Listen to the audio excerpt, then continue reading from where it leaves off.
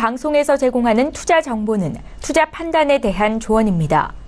방송에서 제공하는 주식의 가치, 가격 상승 및 가격 하락에 대해서는 방송사에서 보장하지 않습니다.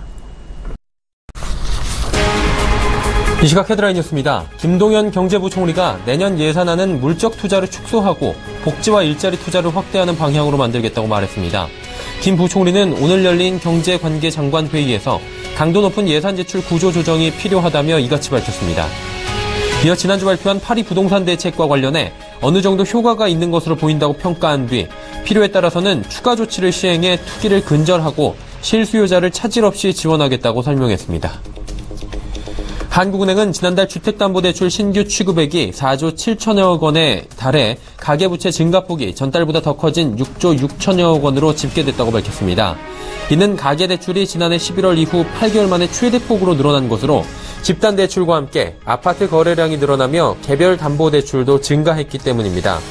이와 함께 지난달 개인사업자 대출도 부동산 임대업을 중심으로 확대되며 2년 만에 가장 큰 폭인 3조 1천억 원을 증가했습니다. 약정 기간 동안 이동통신요금 할인율을 20%에서 25%로 올리는 방안이 새로 약정을 맺는 가입자에 우선 적용될 것으로 보입니다. 구체적으로 다음 달부터 신규 가입이나 기존 약정 만료로 새로 약정을 체결하는 이용자에게 25% 요금 할인을 적용하는 방안이 유력합니다. 이 경우 1,500만 명에 달하는 기존 요금 할인 가입자는 혜택에서 제외될 수 있어 반발이 예상되는 상황입니다. 카카오뱅크는 오늘 오후 2시 기준으로 가입 계좌가 203만 좌를 넘어섰고 이에 적금액은 9,960억 원, 대출액은 7,700억 원을 기록했다고 밝혔습니다. 대출액이 8천억 원에 육박한 가운데 카카오뱅크는 앞으로 대출 한도와 금리를 수시로 조정하겠다고 밝혔습니다. 카카오뱅크는 건전성 유지와 리스크 관리를 위한 조치라며 중요한 변경 사항에 대해서는 공유하겠다고 강조했습니다. 시청자 여러분 안녕하십니까. 오늘장 내일장 일부 서정덕입니다. 그동안 좀 지지부진한 장세가 이번 주 내내 연출이 되고 있었고요. 그 분위기는 지난주부터 나오기 시작했었습니다. 그리고 그 장세에 대북 리스크까지 터지면서 하루 만에 외국인 매도가 나오고 있는데 다시 매수로 좀 돌아오나 했던 이번 주 들어서 월요일, 화요일에 좀 매수를 하던 외국인이 오늘 1,500억 원 이상을 시장에서 쏟아내고 있는 상황입니다. 설 불바다 발언을 몇 년 만에 사용했다고 하고요. 관 주변의 미사일 포위 사격에 대한 구체적 이야기, 협박까지 지금 언급하고 있는 상황이어서 지정 확정 리스크가 크게 부각됐습니다. 특히나 대형주 위주로 지금 외국인의 매도가 집중이 되고 있는 상황인데 섹터별로 보자면 운수창고와 기계섬유, 의복 정도의 섹터만 상승 흐름 소폭으로 가져가고 있는 상황이고요. 그나마 좀 다행인 것은 장 초반보다 전체적인 지수 흐름은 조금씩 개선이 되고 있다. 이 정도로 볼 수 있겠습니다. 일단 대북 리스크는 그동안의 학습 효과가 좀 있어서 단기간에 그칠 확률이 높다라는 이야기도 있지만 이번 대북 리스크는 기존의 것들과는 조금 강도 면에서 다르기 때문에 면밀한 관찰, 예의주시가 필요하다라는 전문가들의 반응도 있습니다. 자, 이 기회를 매수 시점으로 또 삼아서 저점 매수를 해 가야 할지 아니면 이번에는 조정장에서 빌미를 더욱더 주게 되는 상황인지 참 헷갈리실 겁니다. 오늘장 내일장 일부에서 여러 가지 이야기 체크해 보시면서 판단해 보시고요. 종목 이야기까지 가져가 보시길 바랍니다. 자, 이 시각 코스피 변동 상황부터 체크해 보도록 하죠. 자, 코스피 2375포인트입니다. 일단 0.8%나 하락하면서 2400선이 단숨에 무너진 상황입니다. 2400선까지 좀 오늘 다시 회복을 하나 싶었던 우리 증시였는데 불거진 대북 리스크로 낙폭이 좀 커진 상황입니다. 자, 그렇다면 오늘 일중 흐름들 그래프를 통해서 만나볼 텐데요. 장 초반에 2386포인트 고점입니다. 그리고 저점 2371포인트고요. 조금 회복 하나 했는데 2375포인트, 6포인트까지 올라가던 정오 이후에 조금씩 올라가던 증시가 다시 꺾이면서 20포인트 가까이 지금 낙폭이 보이고 있는 상황입니다. 2370선까지 현재 위협을 받고 있고요. 전문가들이 이야기하는 밴드의 하단이죠. 2370 단기 조정 국면에서 오는 밴드 하단까지 지금 내려가 있는 상황이다라고 체크하시면 될 것 같습니다. 수급 주체 확인해 볼 텐데요. 오늘은 기관이 좀 매수를 해주면서 지수방어를 하지만 역부족입니다. 기관은 2325억 원 사는데 금융투자가 832억 원, 토시 71억 원, 그리고 오늘의 구원투수는 연기금입니다. 1541억 원 지금 순매수하고 있습니다. 하지만 외국인의 매도 물량이 지금 엄청난데요. 2316억 원이나 쏟아내고 있는 상황입니다. 이번 주 내내 샀던 물량의 몇 배에 달하는 물량을 지금 쏟아내고 있는 상황입니다. 개인도 350억 원 정도 팔고 있는 상황입니다. 시가총액 상위 종목들 만나보도록 하죠. 삼성전자, SK하이닉스 하락하는데 SK하이닉스 어제 상승폭 그대로 되돌림하면서 64,000원대까지 지금 빠지고 있습니다. 삼성전자의 낙폭도 큽니다. 232만 5천원대까지 지금 내려옵니다. 240만원 부근까지 가나 했는데 하루 만에 230만원까지 지금 위태위태한 모습까지 보여주고 있고요. 이 두 종목이 2% 중반 3%가 빠지니 지수도 함께 흔들흔들 할 수밖에 없는 상황입니다. 그나마 운수 창고 업종들은 그나마 나은데요. 현대차 오늘 1,000원 정도 상승합니다. 포스코도 어제 낙폭이 있었는데 하루 반등이 다시 나오고 있고요. 6위부터 10위 체크해보도록 하죠. 한국전력 하락하고요. 네이버도 80만원 무너졌습니다. 신한지주가 100원 상승하고요. 삼성물산이 오늘 낙폭이 좀 있네요. 13만 5천원대까지 밀립니다. 현대모비스는 이틀 연속 상승 가져가면서 오늘 25만 4,500원대까지 회복합니다. 11위부터 15위도 체크해보도록 하죠. 자, 11위부터 15위 볼 텐데 삼성생명, KB금융, LG화학 그리고 SK까지 모두 하락하고요. SK텔레콤만이 지금 27만 6천원, 1,000원 정도 상승 흐름 가져갑니다. 코스닥 보도록 하죠. 코스닥 시장 같은 경우에는 낙폭이 비슷합니다. 646포인트 지금 보여주고 있는데 어제 650포인트 회복하나 했던 증시가 바로 코스닥 지수도 하락하는 모습이고요. 양시장 모두 하락폭은 비슷합니다. 퍼센테이지로 보면 일중 흐름들 좀 체크해 볼 텐데 코스닥 지수 649포인트 고점이고요. 저점은 645포인트입니다. 어제 저점과 오늘 저점이 비슷합니다. 코스닥은 645포인트, 640포인트 부근을 1차, 2차 저항선으로 지금 잡고 있는 듯 보이고요. 이 안에서 박스권에서 또 코스닥도 움직이고 있는 상황입니다.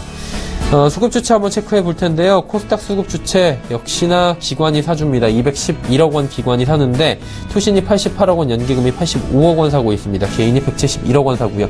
하지만 외국인이 오늘 320억 원 파는데 양시장 모두 외국인의 매도 물량이 거셉니다.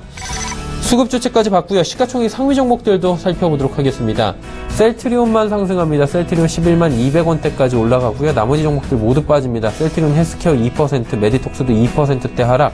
CJENM 이제 7만원도 위태한 모습입니다. 휴젤 51만 2,200원, 8,500원 하락하는 모습입니다. 오늘 보톡스 관련주들 바이오 헬스케어 모두 어렵습니다. 다음 살펴보도록 하죠.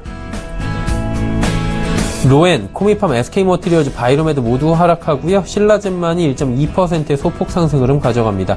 11위부터 15위까지도 살펴보도록 할 텐데 이 GS홈쇼핑 하락하고요. CJO 쇼핑이 상승하고 파라다이스가 실적 개선에 대한 지금 이야기가 나오면서 오늘 급등합니다. 하락장에서도 급등하는 파라다이스 15,000원대 회복했고요. 컴투스도 11만원대 지금 안착하는 모습입니다. 포스코캠텍의 낙폭이 좀 생각보다 깊어지고 있는 상황입니다. 자, 이제 원달러 원유 살펴볼 텐데 원달러 원유 오늘 급등 나옵니다. 1135원 90전, 10원 80전 상승하면서 1% 가까운 상승. 원화는 오늘 약세를 강하게 보여주고 있는 상황입니다.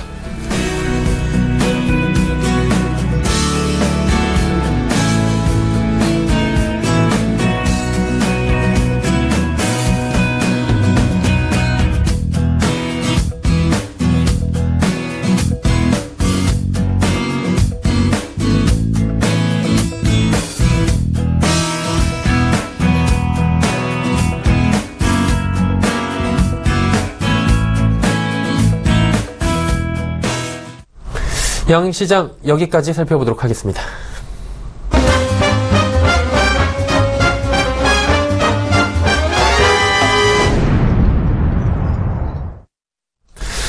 자, 오늘 시장 지금 양시장 모두 하락하고 있고요. 하락폭이 0.8%가 현재도 넘고 있는 상황입니다. 각 시장이 상승폭이 전혀 보이지 않는 상황인데 어떤 이슈가 있는지 살펴보도록 하겠습니다.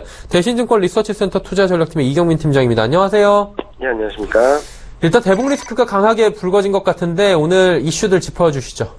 네, 일단은 대북 리스크가 커지면서 원달러 환율이 급반등을 하고 그에 따른 외국인 수급이 악화되며 코스피 낙폭은 좀 확대되는 모습들입니다.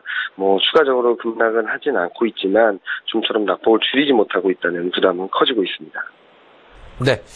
그렇다면 환율 급등도 이쪽으로 같이 보면 되는 걸까요? 오늘 원달러 환율도 급등하는 모습들 10원 넘게 지금 상승하고 있거든요. 네, 리스크에 민감한 상품이기도 하고 좀 금융시장이기도 것이 환율 시장입니다. 특히 북한 리스크가 커지면서 원달러 환율은 급반등을 했고요. 그에 따른 외국인 매도세가 강해지고 그런 부분들은 다시 한번 원화 약세를 자극하는 변수로 작용을 하고 있는 것으로 생각을 합니다. 원달러 환율이 1110원대, 1120원대에서 1130원대로 올라서면서 외국인 매도 압력은 점차 커질 수 있다라고 보고 있고, 이런 부분들은 단기적으로 해소되기는 좀 어렵지 않을까라는 생각을 하고 있습니다. 원달러 환율이 지금 많이 오르고 있는데 그동안 워낙 강세 흐름들이 지속된 데 따른 반작용, 여기에다가 강대강 구도로 이어지고 있는 북한과 미국 간의 이 대립이 시장 상황을 조금은 불안하게 만드는 변수가 되지 않았나 생각을 하고 있습니다. 궁금한 게 이제 대북 리스크 같은 경우에는 예전에 몇 년 전까지만 해도 대북 리스크 한번 터지면 뭐 사흘, 나흘 이런 식으로 가면서 지수 조정이 깊어졌는데 요즘에는 학습 효과 때문인지 그날 정도 단기 급락에 그치고 다시 회복하는 모습들을 보였는데 이번엔 어떨까 또 궁금해하실 것 같아요. 어떻게 보십니까? 이번에는 좀 다르게 봐야 되지 않을까라는 생각을 합니다. 북한과 트럼프 대통령이 북한에 대한 직접적인 지목을 했고, 북한 같은 경우도 거기에 대한 강경 대응, 그러니까 괌까지 타격 대상으로 검토하겠다는 강경 대응을 하면서 굉장히 첨예한 대립 구도가 심화되고 있다라고 생각을 합니다. 단기적으로 심리적인 변화를 야기한 심리적인 안도와 불안 심리 사이에서 등락은 보일 수 있겠지만 리스크 변수로서 자리 잡을 가능성이 높아지고 있다라는 생각을 하고 있고요. 이런 부분들은 많이 오른 코스피 시장에 대한 차익 실현 매물 출회로 이어질 수 있다라고 보고 있습니다. 지금 외국인 매도세가 이어지는 가운데 이런 북한발 리스크가 불거졌다라는 점들은 심리적으로 그리고 수급적으로 굉장히 위축되는 요인이다라고 보고 있습니다. 특히 원달러 환율 레벨이 낮아졌다가 올라오는 상황, 그리고 실적에 대한 신뢰도가 그리고 기대심리가 더 강해지지 못하고 있다라는 점들이 당분간은 리스크 변수 그리고 불안 요인으로 자리잡게 만드는 대내외적인 환경이라고 생각을 하고 있습니다. 그렇다면 이제 향후 대응 전략들을 좀 세워봐야 될 텐데 단기적으로 그치지 않을 수도 있다면 그에 따른 대응 전략들도 나올 수 있겠죠? 일단은 오늘 60일 이동평균선을 처음으로 이탈했습니다. 코스피가 60일 이동평균선을 이탈한 것은 작년 12월 8일 이후 처음인데요. 수급선을 이탈했다는 점들이 좀 불안하게 만드는 요인이라고 생각을 하고요. 기술적인 반등은 나올 수 있겠지만 앞으로는 조금은 보수적인 포트폴리오로 대응을 하시면 좋을 것 같습니다. 다시 말씀드리면 떨어지는 칼날을 잡기보다는 리스크 관리에 좀 집중을 하실 필요가 있겠고요. 이런 대안으로서 베타, 그러니까 변동성 노출도가 낮고 그리고 내수 비중이 그리고 정책 동력이 탄탄하게 들어오고 있는 내수주, 음식료라든지 미디어라든지 백화점 이런 쪽들 관심을 가지실 필요가 있겠고요. IT 같은 경우는 지금보다는 조금 매수 타이밍을 늦추시고 저점 매수 포인트를 잡으시면 좋을 것 같습니다. 반면 시클리컬 업종이나 이런 쪽에 대해서는 유가 모멘텀이나 환율 모멘텀에 의해서 좀 부담스러운 이슈들, 외국인 수급이 좀 악화되고 있다는 점들에 있어서는 조금은 비중을 줄여나가시는 전략이 맞지 않나 생각을 하고 있습니다. 네, 알겠습니다. 오늘 말씀 감사합니다. 네, 감사합니다. 대신증권 리서치센터 투자전략팀의 이경민 팀장과 함께 이야기 나눠봤고요. 이슈 칼럼 바로 이어갑니다.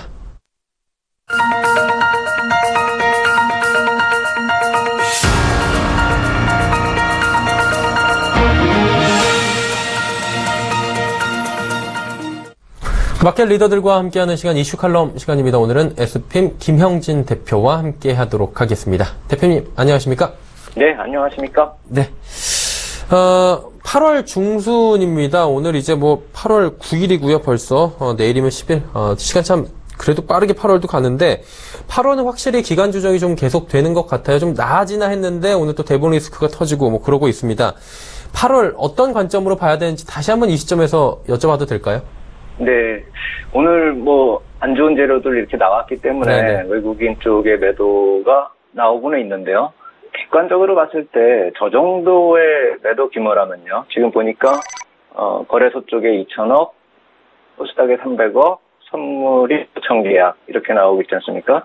객관적으로 규모만을 놓고 보면은 그다지 그렇게 위협적이지는 않다. 재료 역시 이 불확실성 그 자체이니만큼 시황을 보는 시각은 그런 점을 좀 감안해서 봐야 될 것 같다. 이 재료에 대해서 구체적으로 분석해서 들어갈 이유가 있을까라는 생각이 들긴 들고요. 다만 좀 오늘장에서 아쉬운 점이 있다라고 한다면 이 저점을 낮추는 하락이 오늘 나타났고요. 결국 8월에 저점이 좀 더 낮아졌다는 점이죠. 그리고 60일 이동평균선 아래로 장중에라도 내려갔었다는 점. 그렇다라고 본다면 60일 이동평균선의 지지선이 한번 깨진 거죠. 그렇다면 추가적인 하락도 있을 수 있겠다. 점도 한번 생각을 해봐야 될 테고요. 외국인 매도세가 나타나고 있는데 오늘 재료가 좀 그렇잖아요. 그래서 재료의 성격도 그렇고 점점 뭐 이렇게 정입가경으로 들어서는 흐름도 그렇고 하기 때문에 오늘의 흐름을 포함해서 8월의 전체적인 조정을 보는 시각을 정리하는 것이 오히려 낫겠다라는 생각이 들어서 그쪽 측면으로 좀 생각을 해볼까 합니다. 절대 지수 측면에서 한번 생각을 해보자는 거죠. 지금 뭐 계속 이렇게 저점을 낮추니까 지금 지수대가 좀 악연하고 좀 애매한 위치에 놓여 있다라고 생각이 들거든요. 2375포인트요. 근데 이제 이런 기술적 흐름에서 이런 지수대가 뭘 의미하는가라는 거하고 펀더멘탈적 논리를 한번 생각해 볼 필요가 있다라는 생각이 드는데요. 8월에 이 조정을 계속 보이긴 보였는데 사실 수렴 국면으로 이렇게 좀 진행이 됐었던 게 사실이거든요. 그렇게 해서 그 중심점이 2370에서 그 2400포인트 사이, 그러니까 한 88, 90 정도가 있었는데 지금은 하단에 내려왔고 또 저점을 낮췄기 때문에 깨진 것이 아니냐 이렇게 생각을 할 수 있는데 그거보다는 상승 구간에서 이 저점 역할을 했었던 게 6월 달에 2350포인트이기 때문에 2350에서 2450포인트의 박스권 이 정도로 생각해 볼 필요가 있겠다라는 생각이 들고 지금 뭐 좀 저점을 낮췄기 때문에 또 어디까지 내려갈까 이렇게 막연하다라고 생각하실 게 아니라 뭐 많이 내린다면 2350 정도까지 열어놓고 그쪽을 박스권 하단으로 이렇게 볼 필요가 있지 않을까라는 생각이 드는데 그러한 기술적 의미 말고도 2300포인트, 2350포인트의 의미를 굳이 따진다면은 우리가 이제 실적 시즌 2분기가 이번 주에 마감되잖아요. 그러면 이제 2017년 예상 그 기업 실적을 감안해서 이 PER 9.8배 이것을 생각한다면은 2350포인트가 나오거든요. 그렇다라고 한다면 9.8배는 뭐냐 이렇게 놓고 봤을 때 그거 이 박스 P라고 불리웠었던 그 시대의 상단 2050포인트가 이 PER 9.8배다 해가지고 그 이하는 저평가다 이렇게 주장을 해왔었고 실제로 그랬었죠. 그래서 2350포인트의 의미를 그런 하나의 그 저평가 영역이 시작되는 구간이다라고 생각을 해본다면 지금의 하락이 전쟁만 안 난다면은 저평가 영역에 근접해 있는 상황이다. 이렇게 볼 수가 있겠다. 이렇게 보면 될 것 같고요. 결국 2400포인트 이상에서의 상승과 또 탄력이 유지되려면 유동성 유입이 전제되어야 하는데 그러한 유동성이 들어올 수 있을까라고 생각을 해본다면 오늘 원달러 같은 경우는 1130원대 진입을 했지 않습니까? 이게 오늘뿐만 아니라 원달러 환율이 7월 이후에 계속 이 고점을 높이고 있지 않습니까? 7월 27일에 저점이 1110원이었고 거기부터 따져본다면 오늘까지 한 2.3% 절하가 된 거죠. 원화가요. 그렇다면 원화 약세 흐름에서 외국인 투자자 순매도가 이 지정학적 리스크뿐만이 아니라 달러 유동성 흐름에서 보면은 부정적 환경 요인으로 지금 8월이 지속되고 있다 이렇게 봐야 될 테고요. 또 그렇게 볼 수 있는 이유는 달러 인덱스는 8월 초에 저점을 92.84에 형성하고 지금 한 0.9% 정도 밖에 반등을 안 했고 또 유로화 같은 경우는 보합 수준에 머물러 있다. 이렇게 놓고 본다면은 한국의 원화가 상대적으로 약세고 유동성 환경 측면에서는 불리한 것이 사실이다. 이렇게 봐야 될 테고 그렇다라고 본다면 우리가 만약에 이제 반등이 나오죠. 그렇게 봤을 때 2400포인트 근접을 하거나 넘어서면은 유동성 유입이 이런 부정적인 측면이라는 점에서 놓고 봤을 때 큰 기대를 하기가 좀 힘든 상황이다. 이 8월 달이요. 그렇게 생각이 되고 또 그렇게 유동성 측면이 흘러갈 수밖에 없는 게 중순 이후에 이벤트들이 위치해 있다. 이렇게 말씀을 드렸지 않습니까? 그 통화정책회의 관련해서 회의록이나 잭슨홀 미팅 관련해가지고 그런 글로벌 이벤트들을 감안했을 때 어떤 환율의 특별한 반전을 나타나기보다는 눈치 보기가 지속될 것이다 이렇게 봐야 되기 때문에 그것을 감안한다면 글로벌 유동성이 매도가 계속 지속된다 이거보다도 때로는 반전되기도 하겠지만 유출입의 반복이 되는 그런 상황이다. 8월은 또 그렇게 흘러가고 좀 조정이 그렇게 해서 또 나타난다 이렇게 봐야 될 테고요. 또 주도주 흐름 관점에서 놓고 보면 이게 참 아쉽다라는 생각이 듭니다. 사실 저는 북한 쪽 문제보다도 글로벌 주도주, 그러니까 미국의 IT 기업들이 실험을 하고 막 방향을 잡아가는 그런 상황에서 어제 막판에 흘러내린 거를 제외한다면요. 그러면 이런 지정학적 리스크를 제외한다면 상승 쪽으로 방향을 잡는 좋은 흐름을 보일 뻔했는데 이 역시 어제 밀리면서 좀 안 좋은 흐름으로 흘러가 버렸죠. 그렇기 때문에 오늘 밤에 이러한 IT 기업들, 미국 쪽의 글로벌 IT 기업들이 다시 돌려 세우면서 추세를 잡을 것인지 이게 더 중요하다라는 생각이 들고 이러한 글로벌 주도업종의 상승의 반전이 없다. 이렇게 본다면 한국 시장의 조정은 좀 더 지속될 것이다. 이렇게 봐야 되겠고요. 그러한 관점에서 한국의 IT나 금융이나 소재산업 쪽이 이제 박스권 흐름을 좀 만들면서 한 단계 레벨업하는 그런 과정을 기대도 해볼 수 있었는데 지금은 우리 시장 자체적으로 움직이기보다는 글로벌 시장의 흐름을 영향을 받으면서 움직이고 있는 상황이다. 이렇게 봐야 될 것이다. 이렇게 말씀을 드리겠습니다. 8월 자체 우리 시장에 대한 리스크도 분명히 있겠지만 전 세계적으로 글로벌 증시 자체가 역시나 두드려볼 돌다리가 많기 때문에 좀 조정 국면이 지속이 될 수도 있다. 특히나 중순 이후로 좀 봐야 된다라고 말씀해 주셨는데 오늘 저녁 말씀도 해주셨고 당장 내일 또 옵션 만기일이더라고요. 지난달에 말씀해 주셨던 게 대표님께서 별거 없이 지나갈 것이다 라고 이야기해 주셨고 정말 별거 없이 옵션 만기일인가 싶을 정도로 지나갔습니다. 대표님 이번엔 어떨까요? 이번에는 약간 무거울 것이다라고 생각이 드는데요. 네네. 이게 지금 오늘 이렇게 웃어 맞았기 때문에 그 옵션 만기일의 영향이 이 정도의 하락이 내일 나타날 수도 있다라고 생각이 돼버렸는데 이런 상황이 벌어졌기 때문에 사실 그렇다라고 한다면 옵션 만기일의 영향은 또 이번에도 중립적이지가 않을까라는 생각이 든다 이렇게 말씀을 드리겠고 거기에 대한 배경 요인을 긍정적인 거하고 좀 부정적인 거 이것도 한번 말씀을 드리겠습니다. 이 선물 쪽의 수급을 보면은 사실 이 선물 쪽은 계속 예전에도 말씀드렸듯이 중립적이고 오늘 5천 계약 정도 매도가 나온다 하더라도 큰 수량이 아니기 때문에 큰 흐름 변화 없다 이렇게 보는 것이 맞겠다 이렇게 말씀을 드리겠고 내일 만기일인 정작 옵션의 경우는 외국인 투자자 쪽이 하방 쪽을 보는 포지션이다 이렇게 봐서 오늘 좀 안 좋게 그러니까 내일 좀 안 좋게 갈 수도 있을 것이다라는 생각을 했었는데 그 포지션의 구성을 놓고 보면 오늘 정도 하락에서 더 추가적으로 이렇게 내리는 상황을 과연 기대하고 있을까? 그건 아니지 않는가라는 생각이 들고 그리고 또 오늘의 대응을 놓고 보더라도 옵션 만기이기 때문에 내일 인위적으로 추가 하락을 만들 그럴 포지션을 외국인이 쥐고 있지 않다라고 생각이 듭니다. 그렇기 때문에 그쪽 면은 약간 좀 긍정적인 이런 하락이 먼저 나왔기 때문에 좀 긍정적으로 변화될 수가 있을 것이다라는 그 한 점 말씀드리고요. 다만 또 하나 좀 안 좋겠다라는 생각이 드는 것 한 가지는 지금 시장에서도 이 파생 상품 투자하는 사람들에겐 이게 매우 관심거리인데 예전에도 한번 말씀을 드렸을 겁니다. 이 미니 선물을 외국인 쪽에서 대량 매수했다라는 것이죠. 그렇다라고 한다면 이게 시장을 좋게 봐서 매수했다 이렇게 볼 수도 있겠지만 그렇다라고 한다면 언제 구간에 이걸 이익 실현하는 매도 전환이 나오거나 아니면 청산이 돼버리거나 내일 몽땅 다요. 그렇게 된다라고 한다면 이 연계된 차익거래 물량이 증권사 쪽에서 가지고 있기 때문에 이게 부담 요인이 된다는 것이죠. 그래서 아까 앵커님께서 말씀하신 그 7월 이전과 지금하고 비교를 해본다라고 한다면 7월의 만기일에 그 당시에는 미니 선물 누적 매수가 이번에는 한 6만 5천 계약 정도 어제까지요.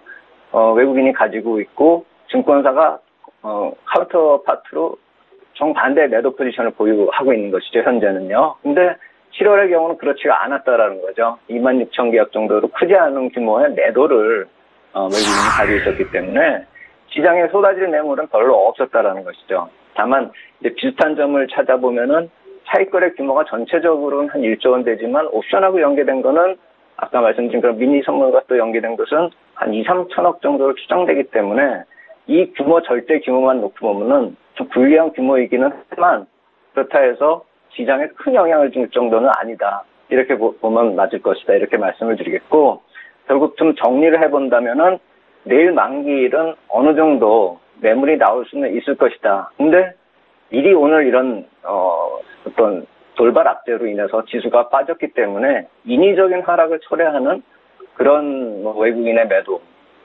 지수를 만드는 흐름은 없을 것이다. 이렇게 말씀을 드리겠습니다. 네. 자, 종합적으로 봤을 때 뭐 향후에 대응 전략도 중요할 것 같습니다. 어떤 식으로 운영하는 게 좋을까요? 예, 이제 옵션 만기 내일인데 네네. 이거는 간단히 정리하면은 대기 매물은 있다. 지금 시장이 무겁긴 한데 숙제도 해야 된다. 그렇기 때문에 내일 곱게 넘어가도 언젠가는 숙제를 해야 될 것이다. 이렇게 보시는 게 맞겠고요. 그래서 기술적으로 이제 중기 지지선, 오늘 아까 60일 이평 말씀을 드렸는데 그거 말고도 몇 가지 중요한 기술적 지표들이 있는 거 한번 찾아보시면 다들 알겠고, 시장에서 2360에서 70포인트가 중요하다는 것 다들 인식을 하고 있죠. 또 한 가지. 근데 그것을 깨고 내려간다 하면은 과연 겁을 먹어야 하는가 이렇게 놓고 봤을 때 아까 초반에 말씀드렸듯이 2350포인트 이하의 경우는 저평가 영역으로 보시는 게 맞겠다. 펀더멘탈적 논리로요. 단순히 기술적 논리가 아니고요. 그렇다면은 이러한 기회를 이용하기 위해서는 현금 비중을 좀 높여놔야겠죠. 지정학적 리스크 좀 시끄러우니까 또 기술적 지지선에서 반등할 그럴 가능성도 큰데, 이런 리스크와 더불어서 이러한 리스크에 영향을 받아서 또 추세가 하락으로 지금 전환이 된 상태이기 때문에 반등이 나와도 하락 함정은 지속될 것입니다. 8월 동안요.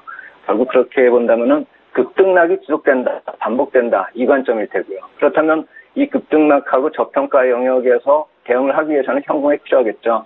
실적 시즌도 이제 마무리됐습니다. 그렇다라고 한다면 현재 시점에서는 리스크 차원과 기회를 위해서 현금 비중도 반등 때마다 좀 늘려보자, 이렇게 말씀을 드리겠습니다. 네, 알겠습니다. 대응 전략까지 상세히 들어봤습니다. S핌 김형진 대표와 함께했습니다. 대표님 감사합니다. 감사합니다.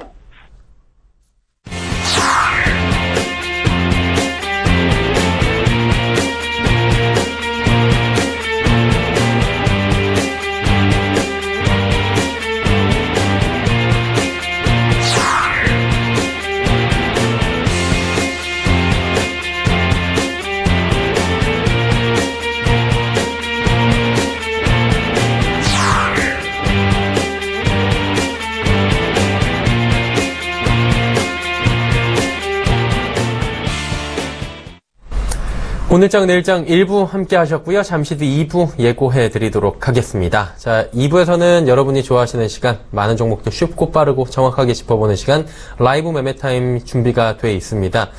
종목을 선정해서 이야기해 드리기도 하지만 여러분께서 궁금하신 종목 상담 받아보실 수가 있는데요. 100원의 정보 이용료 추가되는 샵 0082번을 통해서 종목 상담 남겨주시길 바랍니다.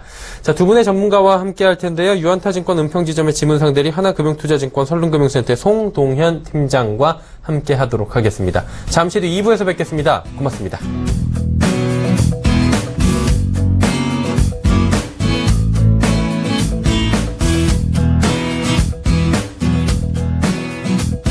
본 방송에서 제공하는 투자 정보는 투자 판단에 대한 조언입니다.